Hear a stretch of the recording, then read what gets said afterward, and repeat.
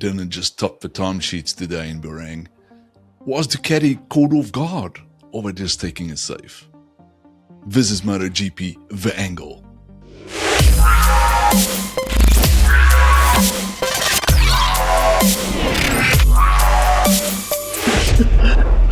He was just a man. Then he was caught off guard. They took his whole family, and now this man has to...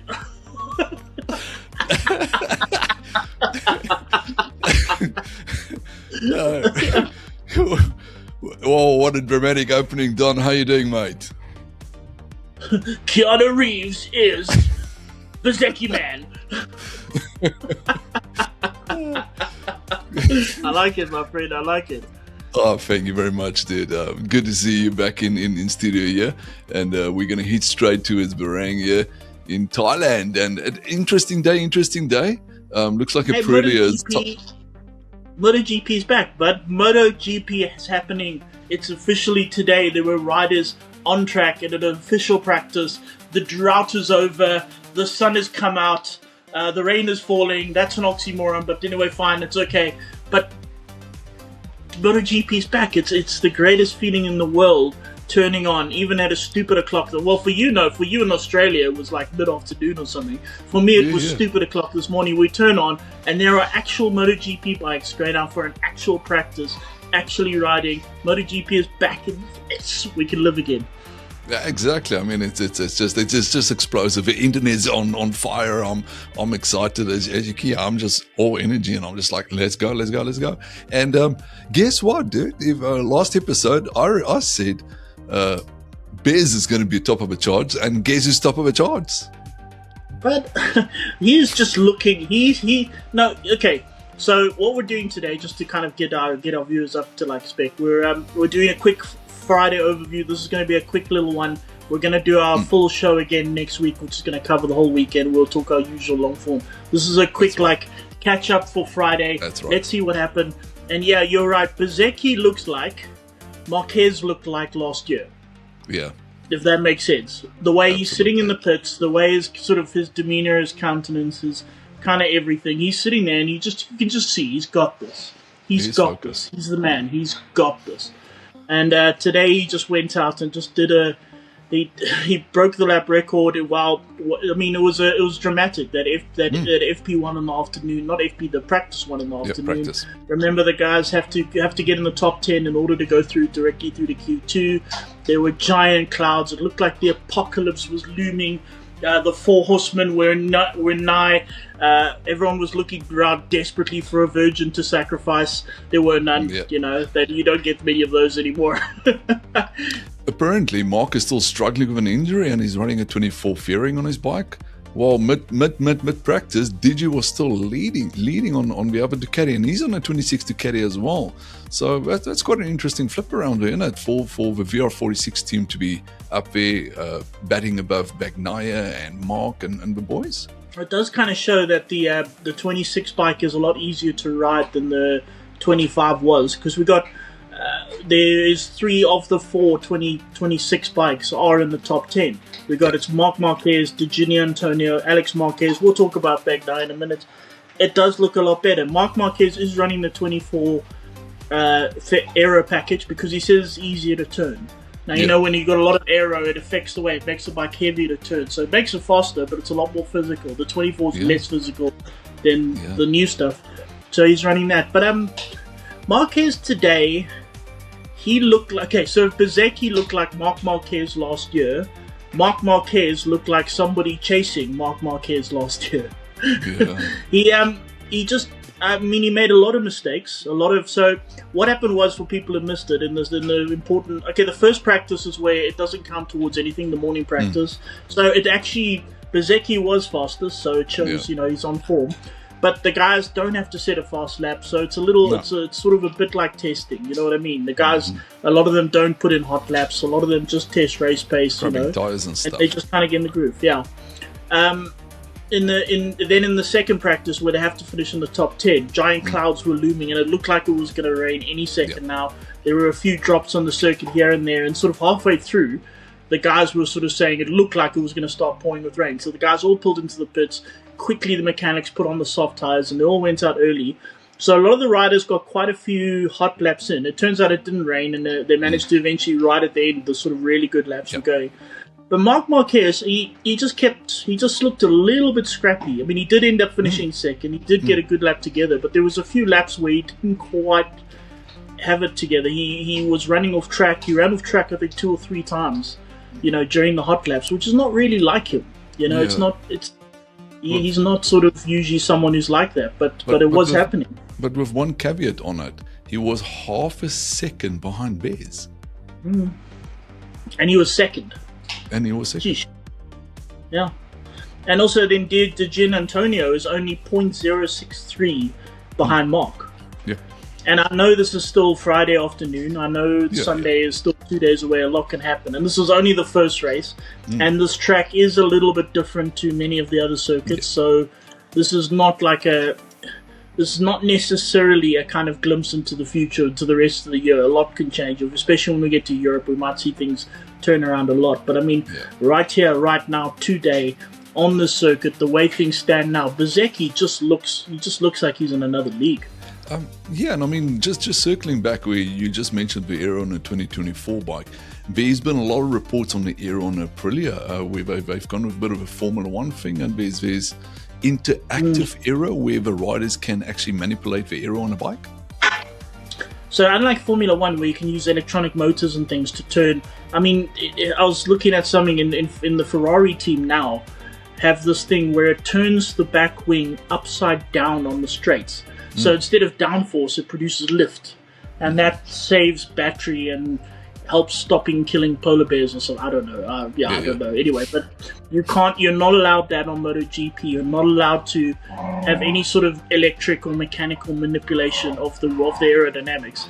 What you can do though is, and I don't quite understand how it works. They haven't shown us in depth how it works, but something about when the riders get down and they sort of lock in, their elbows push down or cover something, and it causes the airflow to change, and it makes the bike somehow more aerodynamic. Whereas when they sit up though, they lift up off it, and then the air sort of changes and it blows upwards or something, and then it either creates more downforce or more drag or more something like that, but helps them kind of slow down. So it's a manipulation of the airflow, but the riders do it. It's a bit like the ride-out devices. You're not allowed to have electronic devices that lower the bike, or mechanical, or whatever it is. You're allowed mechanical, but you're not. The riders have to push an actual lever that makes the bike drop. Yeah. Same sort of thing. Here, the riders with their elbows actually manipulate the aerodynamics. That's allowed. So it's kind of clever. It's got zero implications for street use and all of that, but it's still kind of clever. I'm pretty sure it's going to be outlawed very, very quickly. But the Trackhouse bikes, they don't have it. It's only Martin and Bez that has that, right? Because I did see that Ayoguru was actually circulating quite well today as well. And he had a crash, so he actually didn't manage to set another really fast lap. He survived on an earlier lap, and he's still 9th fastest. He's just behind. He's just behind Binder in 8th, so he managed 9th without sort of managing his final fast laps. Jorge Martin, who's the king of one-lap wonders, but he's also injured and hasn't done a lot of testing. He's up to 5th, and then Bezzecchi 1st. So Aprilias are looking very strong. In fact, both Aprilias and the Ducatis are looking very strong. As I say, 3 2026 Ducatis in the top, of the 4 in the top 10, and same thing of the 4 Aprilias, 3 of them are in the top 10. Only one who's not is Raul Fernandez, who's down in 14th. But I don't know, there's something going on there. He doesn't look... He's the only one, even in testing, he was the only one out of all the 4 Aprilia riders who was just not happy. So I don't quite know what's going on there. And then it just seemed like Fabio Quartararo was having a horrendous day. He wasn't happy. He was having tank slappers. His foot was slipping off a bike. He looked uncomfortable, and he was plagued with issues throughout. And he was the fastest of the Yamaha crowd, but there's clearly issues. Yeah, for the first time we actually sort of watched him ride that Yamaha in anger.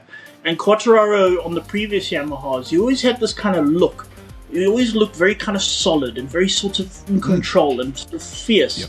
And kind of like he has this motorcycle, he's in control.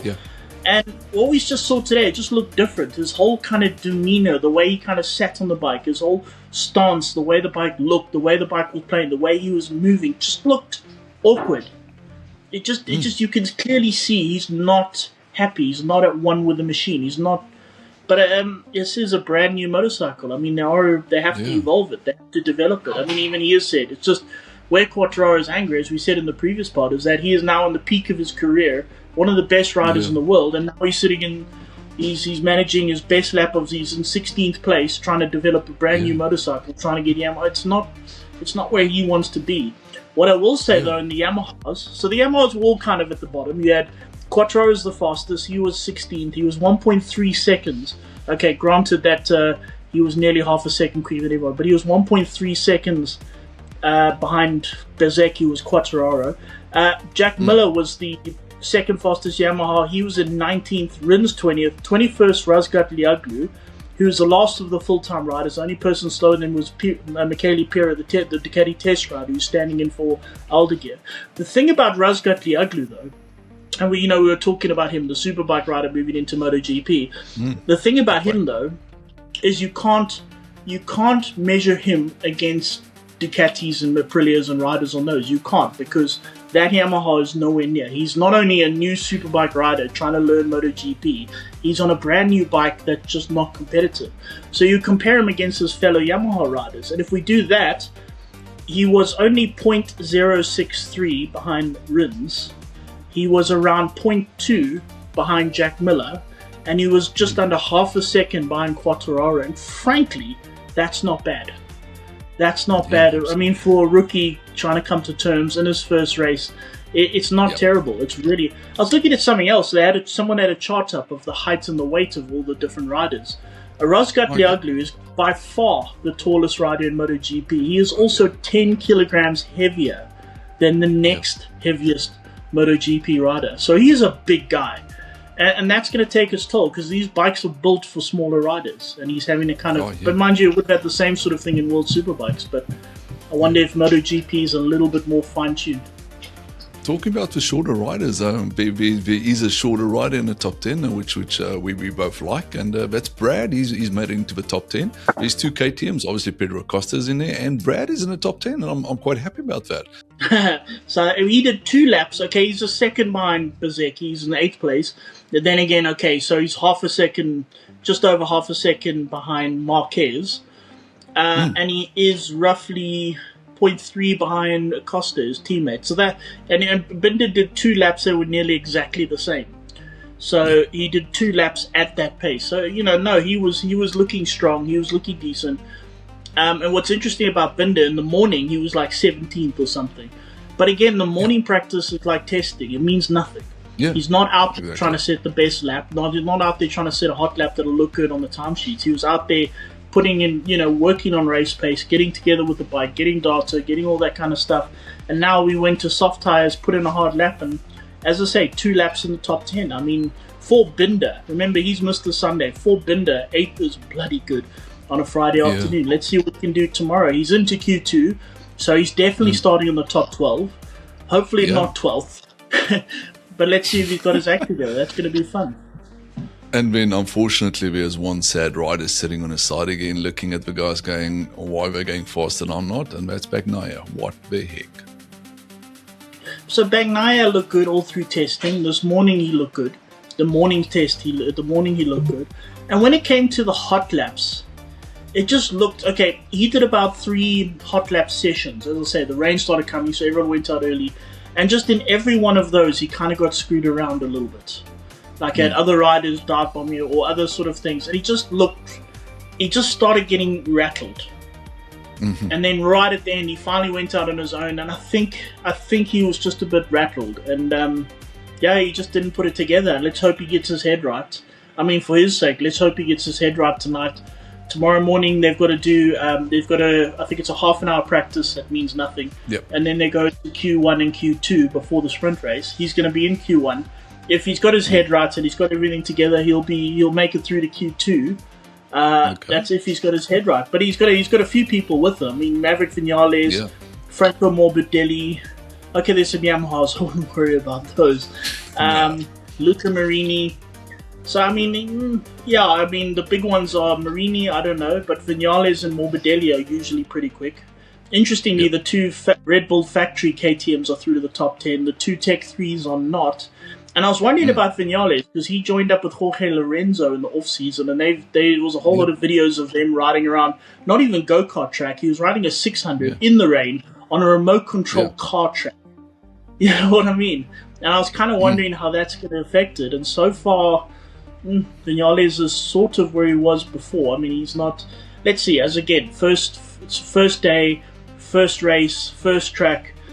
This is not any cast in stone for the rest of the season. But let's see. Vinales is going to be in Q1. Vinales, Morbidelli, and I'd say Bagnaia are sort of the big ones to look out for tomorrow in Q1. And then Q2, I suspect it'll be Bezzecchi. If it's not Bezzecchi, I'll be very surprised. But who knows? Maybe Marquez will find something amazing. Gian Antonio is looking strong. Maybe he'll find amazing. Other people like Jorge Martin. Again, he's had less testing than everybody else, and he's normally very good. So maybe he'll put something together. But so far, just Bezzecchi looks like he's in another league.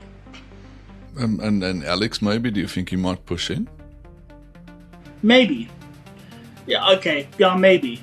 But Alex, I don't know. He was quick all through testing. Today, he was never quite kind of... there. Where it's tricky for him is sort of everybody else is caught up. I suspect that last year he was on the 2024 Ducati. I suspect that was the best bike on the grid. The 2025 bike, it seemed only Marc Marquez. Now he's got the problem of that the other riders, such as Gian Antonio, especially, are now on a bike that they get on with. Gian Antonio was on the 25 last year and he also didn't like it. He didn't have as big a reaction as Bagnaia, but he complained about the same problems. Except it was very quiet, no one really spoke about it. Now he seems to be on a bike he likes. And then the Aprilias are just looking really good.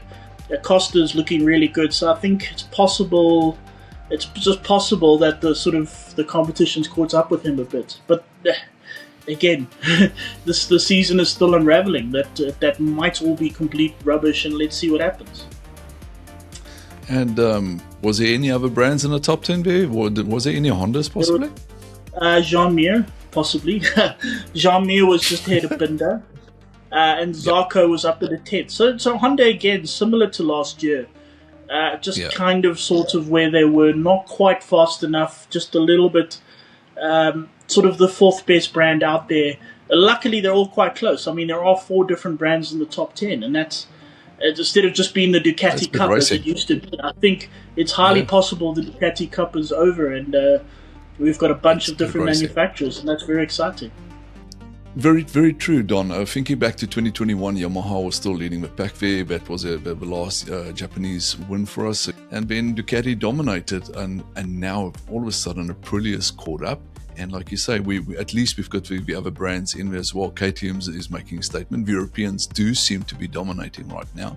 At least the Japanese are back in there with Honda. And Yamaha, unfortunately, they're still building, developing, but maybe we'll see those results next year. Stay tuned.